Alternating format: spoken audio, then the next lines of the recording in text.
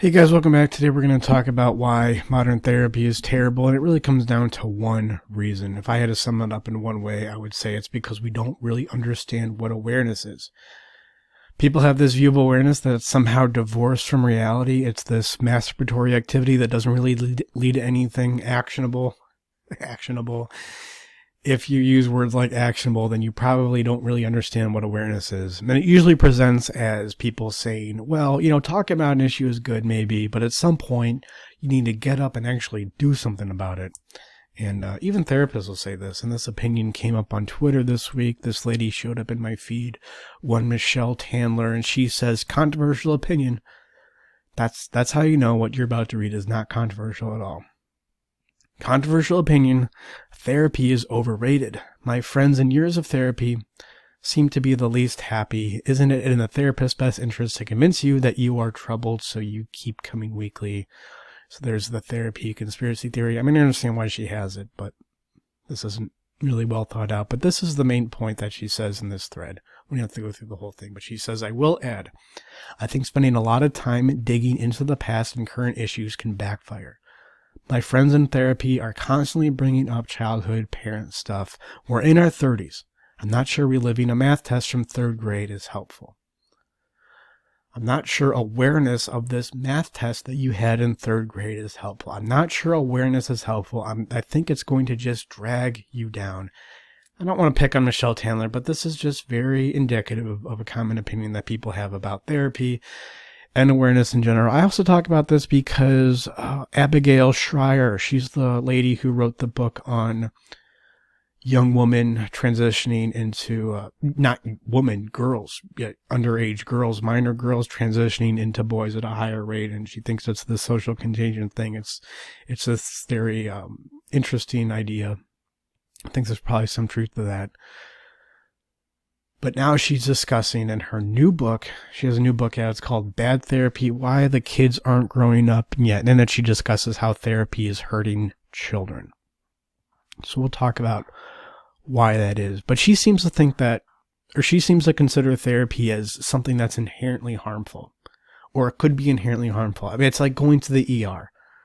Right, yeah, you want to go to the emergency room if you have a gunshot wound, but if you have a hangnail, it's probably not a good idea because, yeah, they'll probably fix your hangnail, but you're more likely to get some other infection by being in the emergency room. If you have a serious, acute condition that needs fixing right away, then yeah, it's probably a good idea to go to the emergency room. And it's the same thing with therapy. So she has this view that it's like okay for adults to do because adults can take any negative side effects or any negative consequences from therapy, but children really shouldn't be subject to it, which is true. I don't think children should, but not for the way that she thinks. And yes, I agree, therapy is harmful or can definitely be harmful, but it's not because of what therapy is, and it has more to do with a dichotomy now that we have between awareness and action. We do not view awareness as something that's healthy. We take a less than ideal view of awareness, and because of that, we see it as divorced from action, which is one variation of the mind-body dichotomy. Don't worry, I won't bore you talking about the mind-body dichotomy now. I will later on in the video. We'll get to that. But this almost seems silly that this needs to be said from my perspective, but maybe I'm just in my weird little bubble here, my spare bedroom office, but awareness isn't awareness until it gets you to do something. I mean, this seems obvious to me. Am I totally off base? Obviously it's not awareness. I don't know what it is, but if it doesn't get you to do something, if it doesn't get you to affect real change in the world, then I don't know what it is. It's not awareness. A girlfriend isn't a girlfriend if she's in your imagination. That's masturbation. It's not a girlfriend. Similarly, this is the thrust of the Enlightenment that I feel like we're losing here in modernity. When Francis Bacon says knowledge is power, he doesn't mean knowledge is going to get you laid. He means knowledge isn't knowledge unless you can do something with it. right? Unless you can use it to change something in reality. I don't know what it is. If you have knowledge and it doesn't get you to do anything, like if you get your 23andMe results back and you go, ooh, look, I'm 6% Polish. Ooh, where did that come from? I don't know what that is, but that's not knowledge because you can't do anything with it. It doesn't do anything for you. Same thing with awareness. Awareness is not awareness until it leads to behavior, positive behavior change in your life gradually and naturally as an outcrop of this awareness.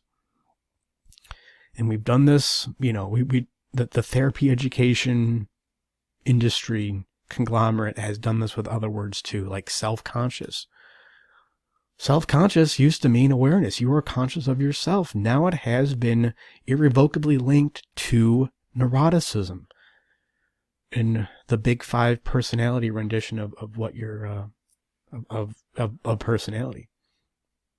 It's just made synonymous with neuroticism. Self-esteem used to be a good thing. You have a healthy esteem for yourself and your ability to engage with reality. Now it just means, because it's, again, been divorced from reality, now it just means narcissism. And I see the same thing happening with awareness and therapy in general. It just gets lumped in there with just this masturbatory activity that you can do, but look, it's not really going to help you that much and just may just end up making things worse. So I'm going to talk about what awareness really is. Let me just write awareness here. And what awareness looks like is, yes, you talk about emotions, but you do it correctly, I would say. You do it based on what an emotion is, what an emotion must necessarily be, how an emotion must necessarily be. Forgive me if I'm repeating myself, but this really is important. What an emotion must necessarily be, if psychology is even going to be a field in the first place. If you want to learn more about that in my derivation, go get my, I was about to say first book, my only book, but I have a second book coming out this year sometime. So go get my book, Man's Guide to Psychology. There's a link in the description. And what awareness comes down to, it comes down to two attributes, I guess you could say. The first one is responsibility and connection. Responsibility and connection. I could describe it in a bunch of different ways, but awareness is not awareness until you have responsibility and connection. These seem like opposites, maybe, but as Jung says, growth is the reconciliation of opposites.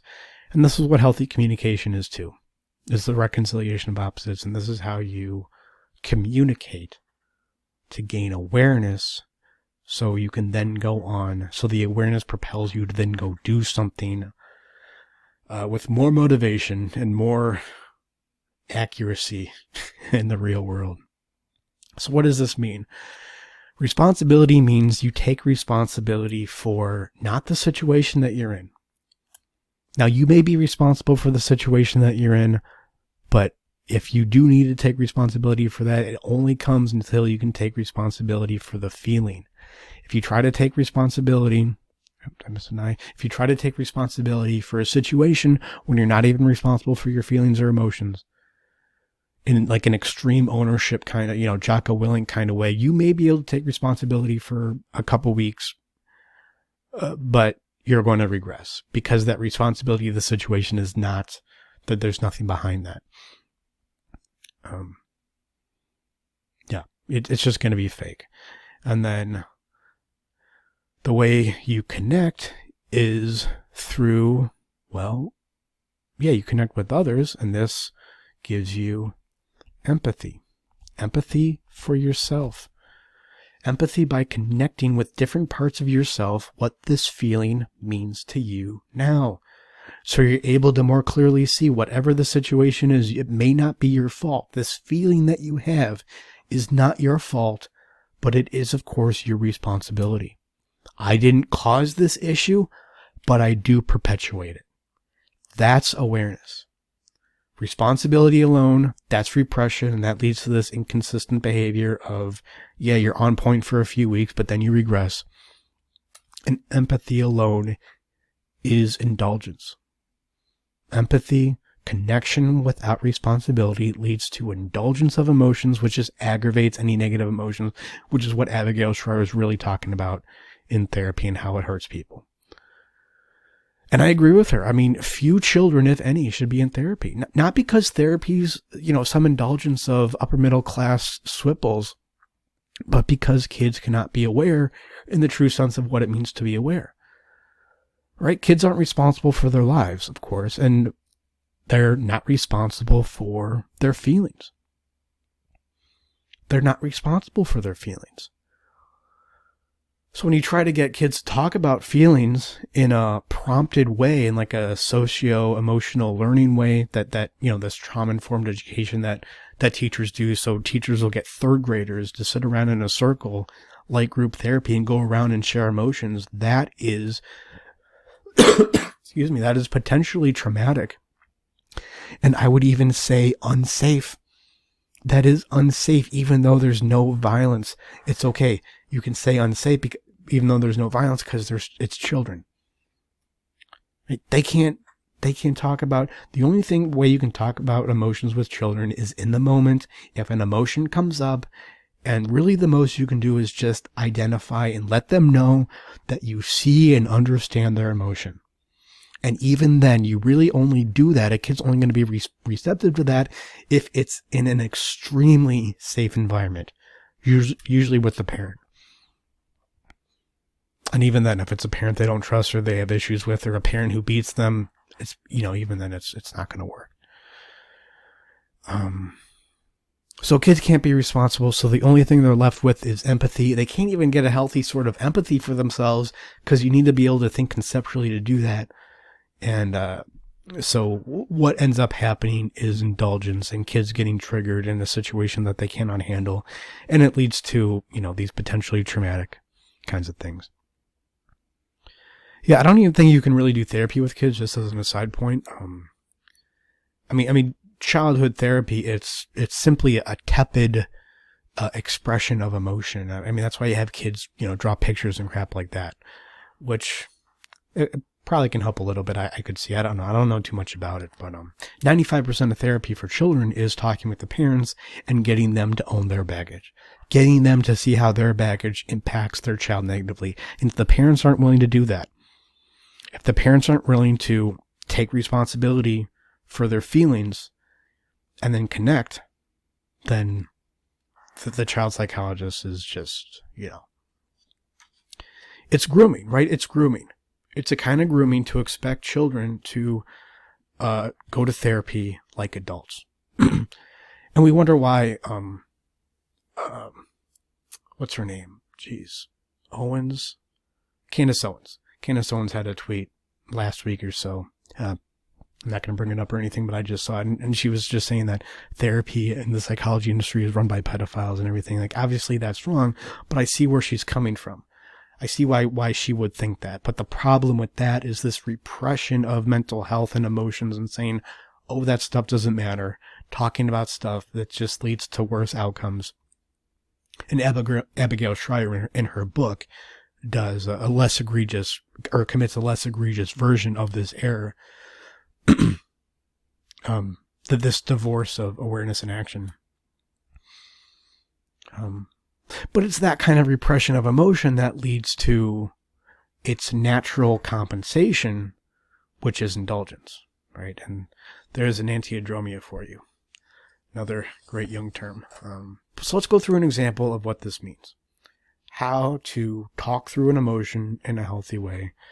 This is one of the three things that matters in therapy. One of the three principles of therapy is how, not talking through emotions, but how you do it. And it takes usually, you don't have to stick to this 5-step process exactly, but generally if I had to put it in 5 steps that are good to adhere to overall, I would say this. First, you talk about the facts of the situation, just the external facts.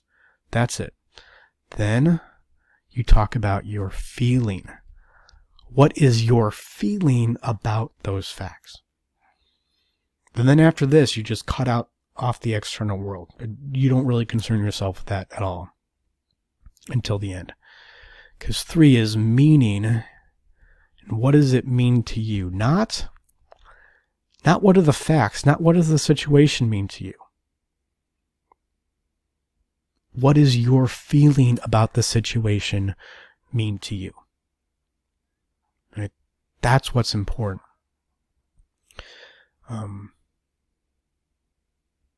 What does it mean about me? What does my feeling mean about me? Not the situation. What does it mean about me?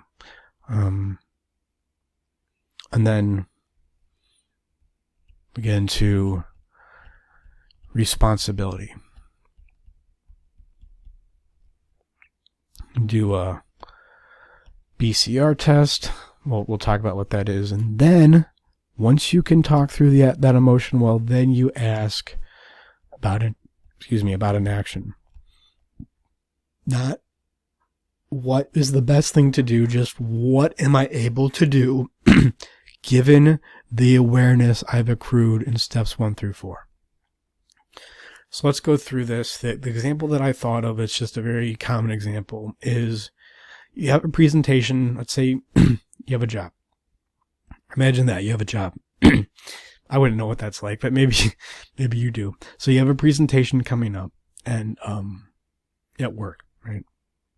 Maybe some more details like your boss is making you do it. You feel like your boss is just putting this on you. It's like it's in front of a bunch of investors. It's a big deal. A lot of anxiety is coming up. And maybe you think that your boss is making you do it, is putting this presentation on you because it really should go to this other guy, Frank, but Frank's incompetent. Maybe he only got his job, you think, because of nepotism.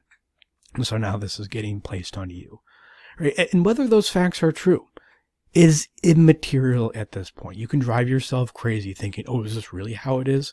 If it's not how it is, if those aren't the facts of your reality and just your projection, then that'll be cleared up through this process. So don't worry about it. Just what do you think's going on? Now you talk about your feeling. I would imagine if I was in this situation, I would feel some anxiety, some irritation. Maybe like an annoyed kind of dread thing. Okay, so that's my feeling. Now, what does this feeling mean about me? Right? Not what does the situation mean about me? Not what does my feeling mean about the situation? I know I'm repeating myself, but this is very important. What does my feeling mean about me? Well, I'm just going to put myself in this situation because I think it'll be easier to talk through. I mean, for me, it would mean I'm a screw up. Yeah, I'm just a screw up, and I'm going to screw this up. Why? Maybe that's always because I've always been a screw up. I would challenge myself here to come up with an exact situation that I can link this kind of feeling to, and, to go off of what Michelle Handler was saying, maybe, this is a totally likely scenario, maybe I failed the math test in the 3rd grade, and you know what? I studied hard for it, and I still didn't do well. And not only that, but my dad criticized me. He criticized me for failing. Really what stands out is the criticism. That's what this feeling, this annoyed dread that I have about that presentation, that's what it means to me. So, back here to empathy, I think I have a little bit more empathy with myself here because I realize that my uncomfortable feeling about this isn't me doing it to myself right now. This has been going on maybe for a long time. And no, I didn't cause it. I'm not at fault for this feeling, but clearly I am the one perpetuating it. Right? That is a very important distinction. That is what awareness is. Okay, so you can spend all day on meaning and, go into that, but that's generally what it could look like. Okay, so now let's go to responsibility, the BCR. First is benefit. B stands for benefit. How do I benefit from this feeling? Again, not the situation, this feeling. Well, common answer here in this situation could be, having this anxious kind of dread or this resentful kind of dread, annoyed dread, whatever it is. It makes me feel important, right? It's a powerful emotion. It can make me feel important. I get to complain. when I meet with my coworkers at the bar after work, I get to complain and people pay attention to me. I have something to talk about. Right now I have a reason to have friends. I have a vehicle now through which I can make friends. Okay, so that's one potential benefit. How do I contribute? Not to the situation, but to the feeling. How do I contribute to this feeling? Well, it sounds like I'm talking about me here. It sounds like I'm being overly critical of myself, but, well, it's not, okay, so my dad was overly critical of me, but now I'm the one doing it. Now I'm the one being critical and saying, I'm going to screw up. I have this annoyed kind of dread because this is just something I screw up. I am being overly critical of myself. I am criticizing myself. Though you could say I'm not at fault for it. I am the one perpetuating it. It is me who's doing it. My dad is not around. He probably lives in some other city. Now, R stands for relate. If there's a conflict in this situation, who do you relate with, and how exactly do you relate with the people in the conflict? So I guess there's several people here. There's Frank, the guy who got the job, even though he didn't deserve it. He's incompetent. Now this presentation's being put on you. There's your boss who's putting the presentation on you, and you could relate with what they're going through somehow. But let's just streamline this because I think this video is going too long as is. Now there's a conflict with your dad. It came up in the meeting. So let's focus on that. That's the relationship that's going to be the most important. How do you relate with your dad when he was critical of you in the 3rd grade when you failed this math test? How do you relate with him? And I'm not saying, how are you now critical of a 3rd grader when a 3rd grader fails a math test? Maybe you have a son or daughter who's in the 3rd grade. I'm not saying that. I'm saying relate, imagine what your dad was going through emotionally to get him to criticize you even though you worked hard on and you really tried to do well on this test. Well, I can imagine that your dad got frustrated, that my dad got frustrated, because he saw your poor performance. This is just a common scenario.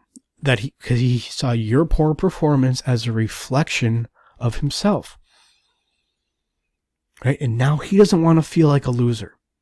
So he gets frustrated at you when you don't perform well. Because now it exposes truths or maybe just his belief about himself. He doesn't want to feel like a loser. Maybe he is a loser. And so when you don't perform well, his loserdom is more apparent to him and he gets frustrated with you. He takes it out on you. Okay. We can imagine that's what your dad was going through. My dad, So where do you do the same thing? Where do you, in a sense, use others to feel validated about yourself, to feel like you're a valid person, and then you get upset at them when they don't live up to those expectations that you have. Those expectations you have because you want to feel like a valid human being. There's no way you don't do this in a bunch of ways. You're lying to yourself. And part of this awareness is digging in. This is how you are responsible for your annoyed sense of dread. And you got to dig into this. One potential example. This can get tricky because, okay, so let's say an example is you want your wife to lose weight. And it gets tricky because, that's good. Being obese is bad for you and it's unhealthy and you don't want your wife to be unhealthy. But also there's a part of you that wants your wife to lose weight because if she's a certain weight, then you feel like you're a better person. Like you're a more valid human being if your wife does this one thing in this one certain way. Right? Or better yet, where do you do this if your dad's still alive? Where do you do this with your dad? Maybe he makes boomer jokes that are cringy. And when he does that, yeah, you get annoyed because nobody likes cringy jokes, but you get extra annoyed. You get extra frustrated. You get extra critical because you see his cringy boomer jokes as a reflection of you. Right? So now you're relating with your dad. You're saying, Dad, I know I can imagine what you were going through when I was in the 3rd grade and I failed this test. And obviously it's not your responsibility to manage your dad's emotions when you're in 3rd grade. It's not your responsibility now, or it's not your responsibility to manage anybody else's emotions, but you can see how you relate with your dad. Now we have a little bit more awareness. And with this more awareness, we can ask, what action could I potentially take? Not what should I do? Not what Jocko Willink would do. Not what would David Goggins. Not what would Jesus do. You're not Jesus. You're you. What are you able to do? Well, it's clear now you do hurt your dad. You do hurt your dad because you use him for validation, because you feel invalidated when he makes cringy boomer jokes. So you could apologize to him for that. That's one thing you could do about this feeling that you have now. Are we talking about the past? Are we talking about 3rd grade? Or are we talking about now? It's both. Because we're talking about that emotional nugget, that content of that emotion that came up when you were in 3rd grade, but it's coming up now in light of this situation that you're in. So you could apologize to your dad. Oh, well, my dad owes me an apology. Okay, that's fine. You're just not ready yet.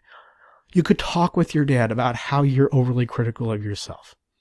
Oh, my dad's not going to respond well to that. Who cares? Just stop being a goddamn wussy for 2 seconds. Like, oh, I can't go talk to that girl. She might not respond well. Okay, so go talk to another one. Just do it in a different way. Talk about your dad. Talk about this with your dad in a little bit different way. And I'm just asking you, what could you potentially do?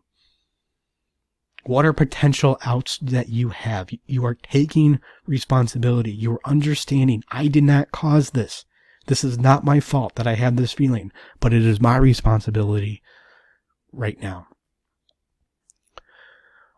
You could go clear up something. So it sounds like you're resentful with your boss. You could maybe go clear up something with your boss and ask, hey, why is this project being put on me? That's a little bit more tricky situation because that involves certain politics of the workplace you live in, which I'm definitely no master at, which is why I don't have a job. One of the many reasons. So you could go clear that up with him, right? So these are some things that you can do, clearly. The issue is not your fault, but it is your responsibility, right?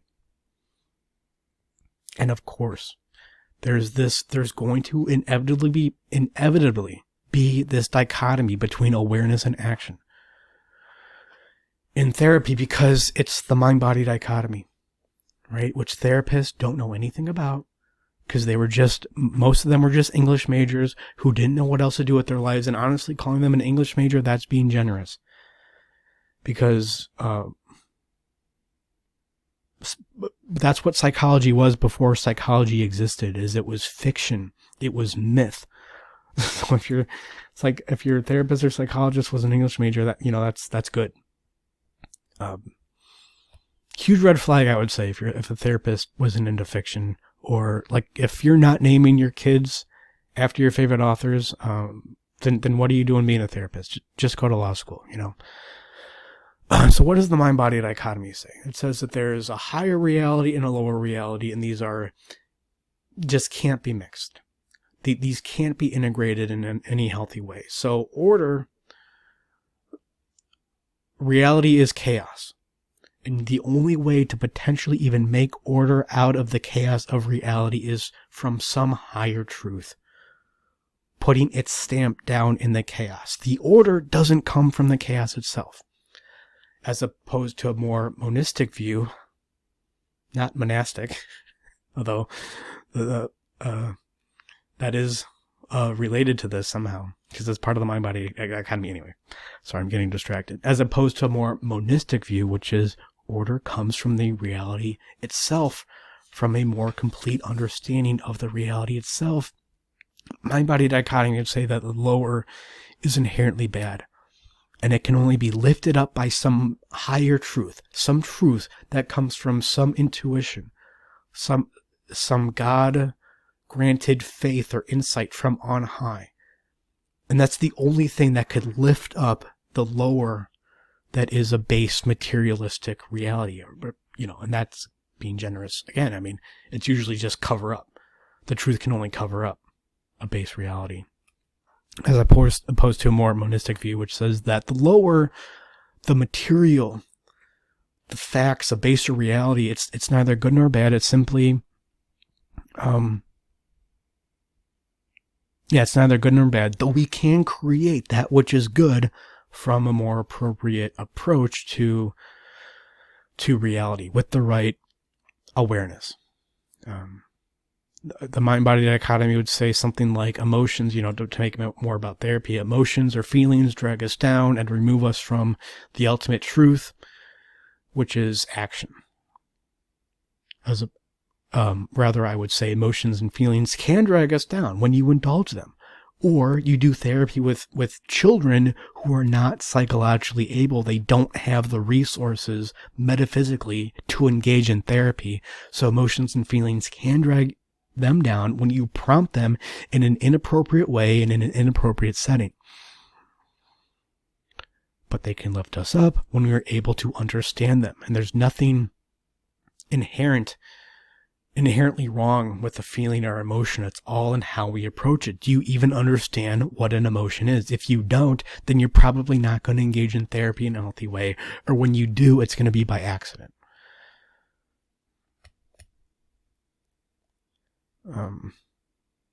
And again, to make this more about therapy, the mind-body dichotomy would say, or one iteration of the mind-body dichotomy would say, you got to be grateful for what you have because your life could be a lot worse. Don't look at reality. Don't look at reality and what you want. Make yourself feel this emotion that we have deemed to be ideal, gratitude. And you need to make a list of things until you feel this emotion. You need to distract yourself from your problems and your reality until you feel this ideal emotion. Right? As opposed to a more monistic view would be, get what you want. Figure out what you want for no other reason than you want it. Get it. And then you will feel grateful. Right? And this is the general, I would say, process architecture of therapy, is you look at what is, so you'll be able to do, you look at what is so you can be what you will. There, that's a good way of saying it. Look at what is. Look at reality so you can be what you will become. Right? And this is the impact of philosophy and why it matters, and why we need to think about therapy and psychology in terms of first principles. Because when we don't, the field gets overrun by crazy groomer teachers who treat children like they're humans. And obviously, as Abigail Shrier talked about in her previous book, this putting kids in an adult therapeutic group therapy kind of setting is just the tip of the iceberg of the grooming that goes on. But this is what happens. This is what happens when you can't think in first principles. When you're at best an English major and you can't look at, well, what must psychology or therapy be if psychology and therapy are even going to be legitimate fields unto themselves. And you can't do that. Not only will you not be correct, but it will be impossible for you to be correct in any consistent way. And it leaves the room for crazies to come in and take over the field. And that's exactly what's happened. So look, I can help. This is one of the principles of therapy, is talking through emotions in a particular way to gain awareness so you are more propelled to take action and healthier actions for you, given your current level of awareness.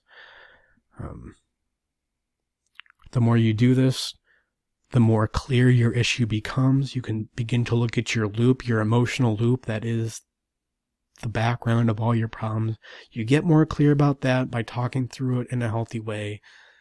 And the problems, whatever your problems are, whether it's procrastination, some kind of addiction,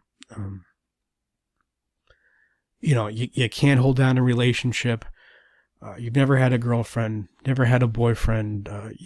Whatever it is, that's not really your problem, right? That's just a symptom. That's a symptom of your unconscious emotional loop. That's a symptom of how you unconsciously mismanage emotions. So you got to figure out what you're doing, talk through it. Clarity comes, and with clarity comes action when you do the clarity right. So we do free consultations. Join animist.com. I'll at least let you know.